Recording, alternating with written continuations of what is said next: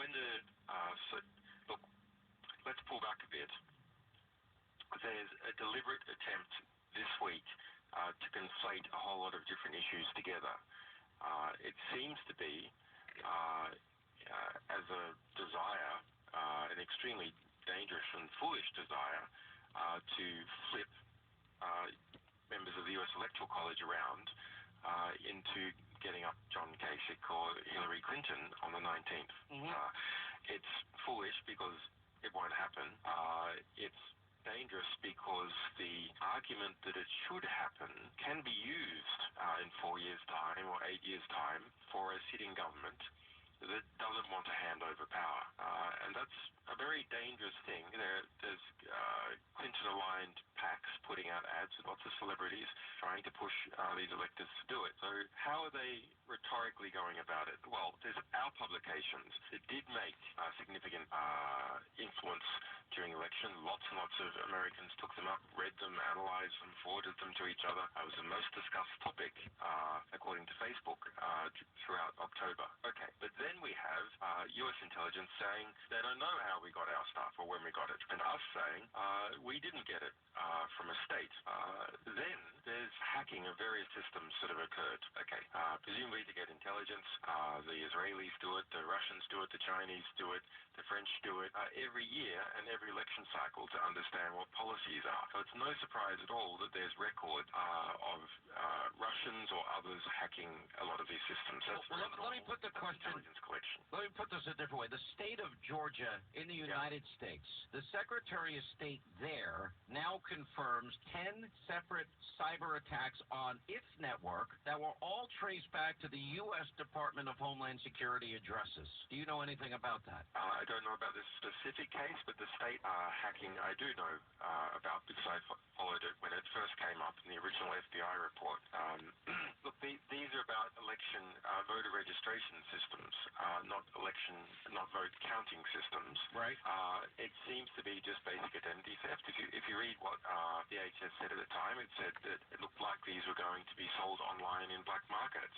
Is the FSB going to be selling voter registration records online in black markets? No, of course. It's almost overwhelmingly likely that it is just identity theft. Let me ask you this. As far as the DHS attacks are concerned, that could be a number of things. It could be the DHS just testing security, and then people using the logs of those tests, or rather misusing them to try and claim that there's been attempted hacks of these systems. Well, I certainly respect, and by the way, it is important to point out some of your history. When you were 16 years old, you did hack into NASA. You did hack into the Department of Defense, and I believe one other agency. Is that true? There's a number of books saying that. Okay.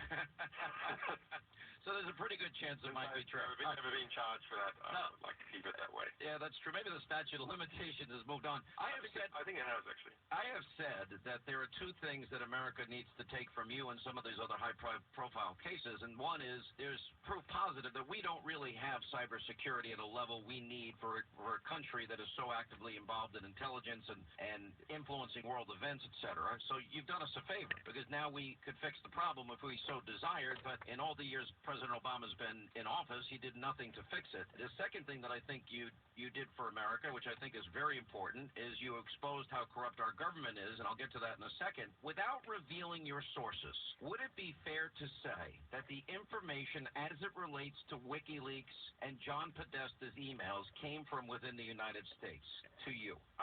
We have said it has not come from a state party. We know where it came from originally, of course. It's John Podesta, it's from the DNC, etc.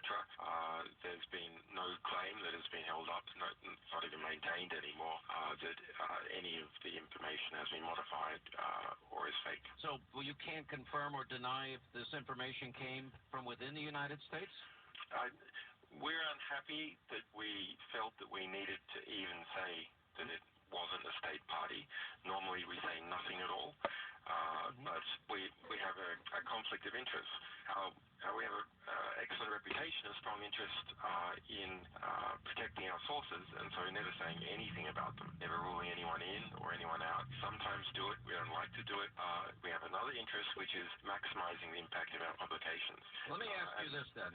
So here, in order to prevent a distraction attack against our publications. We've had to come out and say, no, it's not a state party. Stop trying to distract in that way. Pay attention to the content of the publication. So in other words, when you say state party, it wasn't another state like Russia or some other country. Correct.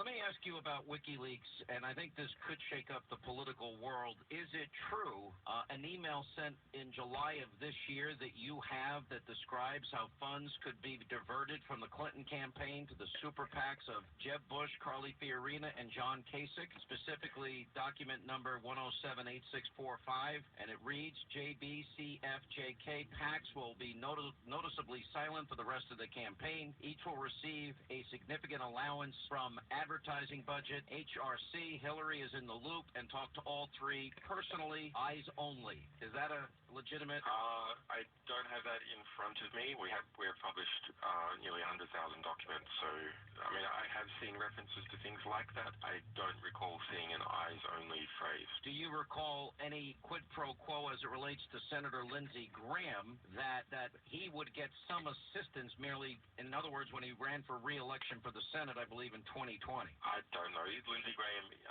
is in the Podesta emails. Yes. All right. Well, that's something that maybe, hopefully, over time we'd be able to follow up on. I have so many more questions for you. Let me ask you a couple of these.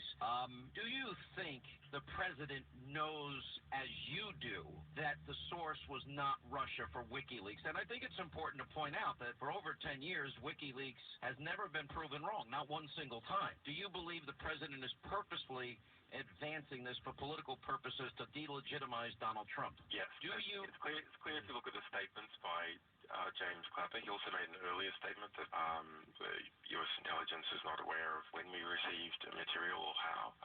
So it's pretty clear that he must be getting those briefings as well if the public is getting them. So there's a deliberate attempt to conflate.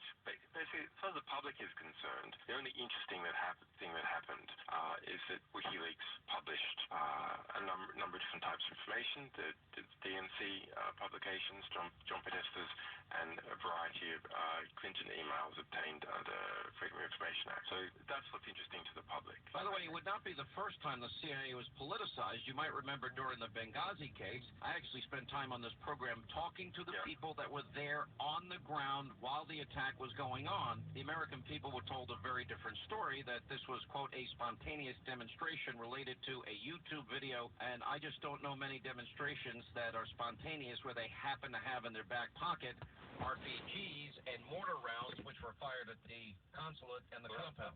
That's false. And our publications show that Hillary Clinton knew it's false. There's a letter from Hillary Clinton to Chelsea Clinton. Yes. Chelsea Clinton uses an assumed name, Diane Reynolds, and that's the day or the day of or the day after the attack where she says, in fact, it was a Well, my point was, though, group. The CIA advanced that false story, that it was a spontaneous demonstration, when we now know it was a terrorist attack, and they advanced it through the CIA in Langley. There were some people there that were playing politics at the CIA, advancing a false narrative, a story that we know is false.